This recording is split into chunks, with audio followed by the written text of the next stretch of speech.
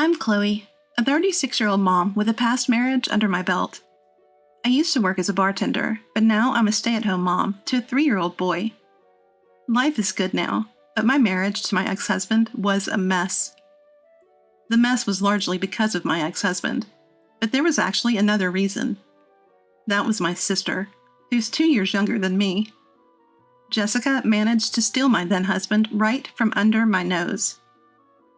This all happened 3 years ago. I ran into my ex-husband and Jessica at church, of all places, just around New Year's about 2 months ago. When we told them that the child with us was fathered by my ex-husband, they were at a loss for words, and their faces dropped. Considering they were struggling to have a child, the disappointment was visible. It gave me a moment of relief, thinking about how they betrayed me back then. Back then, I was bartending at a well-known bar where I caught the eye of a regular customer. This was the kind of bar frequented by politicians, bureaucrats, and business moguls. I had some experience bartending elsewhere, but got this gig through a friend's introduction. After working there for a few months, I met the man who would later become my ex-husband, a government official. I was around 30, starting to think it was high time to settle down. "You're really cute. Totally my type," he told me, clearly smitten. My prestigious college background and my job at a major investment firm might have added to his interest. Honestly, I didn't care that he was a bureaucrat, but his flattery had me hooked. "I would never do anything to make a beautiful woman like you sad," he said. In hindsight, I deeply regret believing those words. Our marriage lasted only 2 years. The only time I felt happy was during the first 2 months. Despite his demanding job, my ex-husband always showed me a smiling face when he came home. But eventually, those smiles disappeared. To cut to the chase, my ex-husband was careless in his relationships with women. Believing that all social engagements were part of work, I later found out that he had been flirting with women at every party he attended.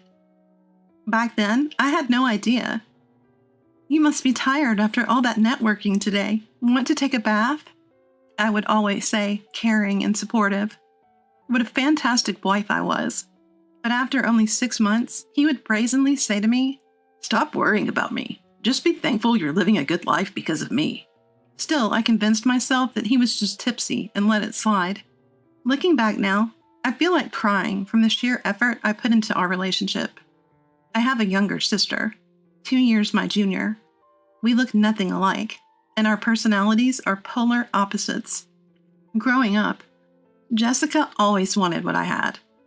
She would beg my mom for the same beads and hair accessories that I had in my jewelry box. Eventually, Jessica stopped asking Mom and started taking them directly from me. When I confronted her, she'd cry and say, "But everything that belongs to you belongs to me." My little sister was a bully.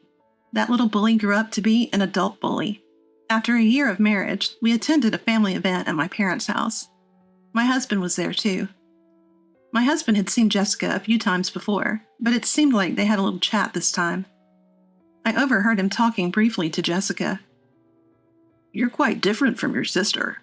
A different kind of beauty," I overheard him say to her. It's likely that from that moment, Jessica set her sights on my husband. After that, he seemed even more disinterested in me than before. "Hey, are you free next week? There's this restaurant I want to try." "Forget it. You know I'm not available, so why even ask?" I put up with it for a while, because we both shared the desire to have children. Love might be gone, but the desire for a child remained. However, tests at the hospital showed that the problem lay with him, not me. Despite the diagnosis, we both continued to seek treatment. In a blink, a year passed. By this point, I had stopped worrying about what my husband was doing or where he was. I knew that if I even asked him to stop, he wouldn't listen. I figured he was involved with multiple women. But I never thought one of those women would be my own sister. I was utterly blindsided. It wasn't some revelation that made me realize my husband and Jessica were having an affair. "You know, sis, your marriage is pretty much over, but if you're not careful, you'll lose more than that," she hinted. "What are you saying? Don't Tell me you. Whatever happens, it's your fault. Seeing the naive yet malicious Jessica after so long sent chills down my spine. After that conversation, I confronted my husband to get to the truth. Hey, you're not having an affair with my sister, are you? Tell me it's not true. What if I am? Don't dodge the question. Just tell me. God, you're so annoying. Fine, yes, I am. So, what now? Want a divorce? You're the worst. Do you even realize what you're doing? You should be saying that to your sister. She's the one who came on to me. Even if she did, why would you go along with it? Well, I'm a guy, so can't help it. I can't believe you're doing this with Jessica. You know what? Fine, we're done. We were always over anyway. Bye. Even though the love was always gone between me and my husband, learning he cheated with my sister Jessica was a hard pill to swallow. And the audacity he had to casually admit it, it felt like both of them were mocking me. The frustration was unbearable. I divorced him right after this shocking truth came to light. As for Jessica, I cut her off via email and chose to put the incident behind me. About a month later, an unexpected turn came my way. A female colleague from my days working in finance reached out. We were connected on social media and occasionally exchanged messages. But it had been a long time since we had met for drinks. We caught up and had a great time.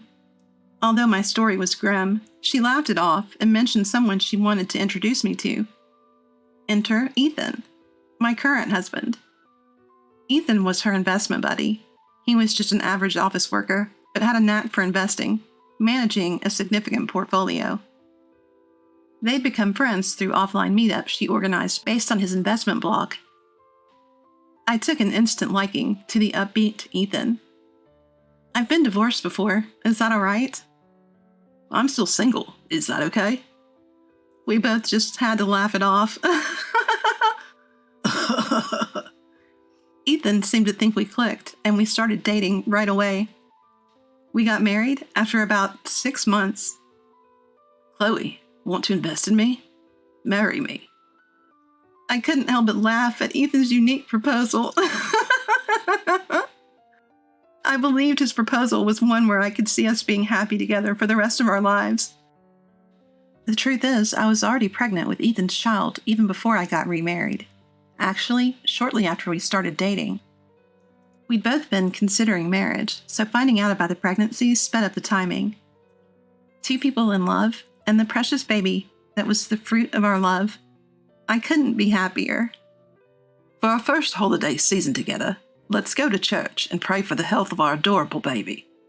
The fact that they arrived so quickly is proof that our meeting was destiny, don't you think? Sounds good. Yes, let's go. In the midst of my newfound happiness, something unexpected happened at the church we were attending for service. Guess who? My ex-husband and Jessica. Seeing them together for the first time in over a year, they really seemed like a married couple. I had already told Ethan all the miserable details about these two. Hey, I'm going to talk to them. Is that okay? I don't mind. You sure you're okay with it? Yeah, I'm fine. Look, I'll explain later. But can you play along that this baby is my ex's child? As my ex-husband and Jessica approached us, we pretended not to notice and went up to them. Wow, what a coincidence. It's been ages, sis. Jessica's face, which I hadn't seen in a long time, seemed even more twisted than before. How nice to see you two look so happy together. We are. We're officially married now. Nice to meet you. I've heard so much about you. Really? Like what? Anyway, why'd you go and have a baby with this guy? He doesn't look like he's got much of a future. Poor kid. Don't ever become the type of person who can only judge others by their looks or titles, okay? Ethan said this as if he was talking to the baby, but the snide remark was clearly aimed at Jessica. Bold words for a first meeting. Do you even know who I am? Of course, you're some kind of big shot, right? Nice to meet you, by the way. Do you realize that this is actually your child? At Ethan's statement, my ex-husband and Jessica froze. They seemed completely baffled. What are you talking about? Stop joking. Jessica, who was eager to have a child, looked incredibly frustrated. It turns out they still hadn't been able to have children. Actually, right after we got divorced, I found out I was pregnant. Surprising, right? Not that it's your child, but that I finally got the child I've been wishing for. I met Ethan soon after, and we got married. He agreed to raise this child with me, unlike you. You're kidding, really? Why hasn't it happened for us? Why can't we have a child? I don't know. Maybe because karma is real. Maybe if you start doing good deeds, like volunteering or donating to charities, your wishes will come true. Since you're at church, why not pray for that? You can't be serious. There's no way I can let this guy raise my special child. He comes from a line of bureaucrats. This can't happen. Both of them were completely rattled. Jessica looked like she was about to cry, frantically trying to gain some sort of upper hand over us. Look, I talked to Mom. This guy's just an office worker, raising a child with a man who doesn't even make that much. That's just asking for this kid to be unhappy. And let's not forget, the child's biological father is from our family. Shouldn't we have the right to raise them? Am I wrong? Absolutely. And you know, even after the divorce, if you knew you were pregnant, you had a responsibility to tell me. After all, it's my child. You think a person like you can raise a child? Don't kid yourself. You don't have the right to know, let alone the right to raise this child. Hey. Stop this ugly argument in front of the baby. You abandoned Chloe and this child, remember? Just like Chloe said. You don't have any obligation to be informed or any right to be involved. Sorry, but it's true. And for your information, I might be an office worker, but I've done well in investments. I actually have more assets than you. I don't mean to brag, but... Don't worry, this child won't be unhappy. Shall we go, Chloe? Yeah, take care, especially you two, the careless womanizer and the greedy one. Ignoring the flustered and frustrated pair, we left the church. I'm sorry you got caught up in this, and thank you for going along with me. No problem at all, honestly. I'm impressed with how well I went along with it. I mean, that was some award-winning acting. I fell for you all over again. I never thought I'd end up at the church for the sake of this child, let alone run into those two there. But thanks to that, I was able to get back at my ex-husband and Jessica. I was secretly waiting for this moment. The moment I saw them at the church, it hit me. I could make them squirm with a lie, claiming the baby is from my ex-husband. I'm fully aware it's a cruel lie, generally speaking. But let's not forget the heartless things those two have done to me in the past. No regrets. It was a necessary lie to maintain my sanity going forward. Mom, you don't have to tell Jessica about me, okay? You know the situation, right? Oops, my bad, but what happened to that girl? Don't worry about it. Sorry for all the worry I've caused you. That's what I wanted to say. It's okay, as long as you're healthy and happy. You're getting along with your current partner, right? Absolutely. I'm scared of how happy I am, actually. Having daughters who've swapped the same man as their husband would have been a big worry for Mom. I was always concerned about how this could be a strain on her heart. And the fact she's living alone in the family home since my dad passed away, that's another concern for me. When I mentioned this to Ethan, he was the one who suggested we should move in with Mom. Are you sure? I really like your mom, Chloe. She's a fun person. Living with her would be like having two Chloes around. It'll be fun. Wow. Should I take that as a compliment? It made me realize how understanding he is. Plus, Mom would be thrilled to see her grandchild every day, and we'd have an extra pair of hands to help with the kid.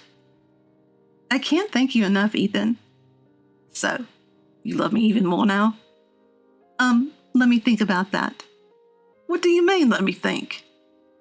The peak of happiness is still ongoing.